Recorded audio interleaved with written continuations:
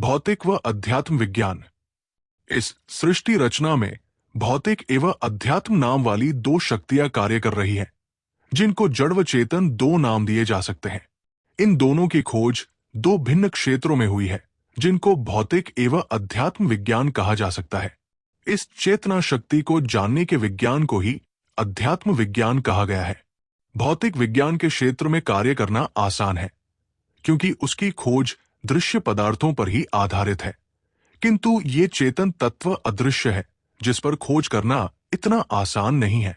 ये सामान्य बुद्धि की पकड़ से बाहर का विषय है, जो अति सूक्ष्म होने से सूक्ष्म बुद्धि का ही विषय है।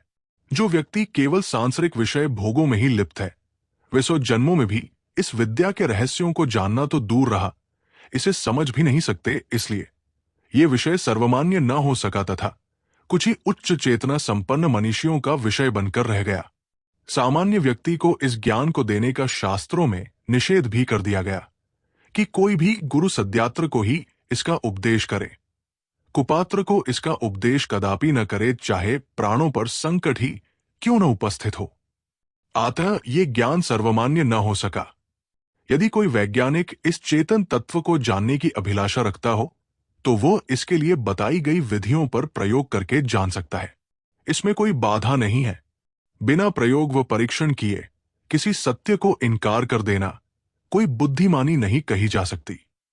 ये अध्यात्म विद्या केवल आस्था, श्रद्धा व विश्वास का ही विषय नहीं है, बल्कि पूर्ण विज्ञान सम्मत है, जो साधारण विज्ञान से भी अति उच्च कोटि का विज्ञान है, जिससे जानने के लिए उतने ही अधिक श्रम की आवश्यकता है। ये अध्यात्म विद्या इस चेतन शक्ति को जानने का विज्ञान है। ये चेतन शक्ति एक अदृश्य शक्ति है, जो सृष्टि रचना का एकमात्र मूल कारण तत्व है। सृष्टि की कोई भी रचना हो, वो चेतन के बिना संभव ही नहीं है। कोई भी जड़ तत्व अपने आप कोई व्यवस्थित रचना नहीं कर सकता।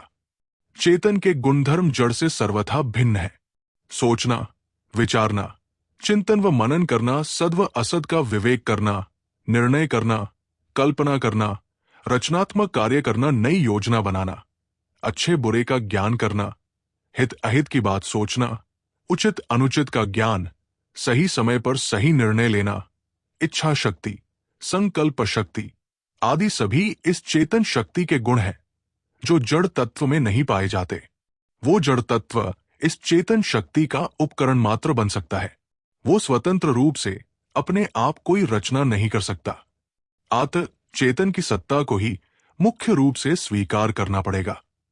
केवल ईंट, चूने, पत्थर, सीमेंट से ही भवन की रचना नहीं हो सकती, जबकि उसकी रचना किसी चेतन प्राणी द्वारा न हो। रोबोट की रचना भी किसी चेतन प्राणी नहीं की है। रोबोट चेतन की रचना नहीं कर सकता। अतः इस चेतन के विज्ञान को जानना ही सर्वाधिक महत्व का है। ये जड़ शक्ति एक अंध शक्ति है, जो विनाश तो कर सकती है, किंतु रचना का कार्य, विवेकपूर्ण कार्य इससे संभव नहीं है, जो केवल चेतन से ही संभव है। किंतु ये चेतन शक्ति केवल ज्ञान स्वरूप है, जो स्वयं क्रिया नहीं कर सकती। बिना क्रिया के रचना भी नहीं हो सकती। अतः ये चेतन शक्ति इसी की दूसरी शक्ति क्रिया शक्ति की सहायता से ही सृष्टि रचना का कार्य संपन्न करती है। ये क्रिया शक्ति इसी की सहयोगी शक्ति है, जिसे आगे स्पष्ट किया जा रहा है। दोस्तों, आज की इस वीडियो में हमने जाना भौतिक व अध्यात्म विज्ञान। आज की इस वीडियो में इतना ही। कल मिलेंगे ऐसे ही वीडियो के साथ, इसी वीडियो की अगले भाग के साथ।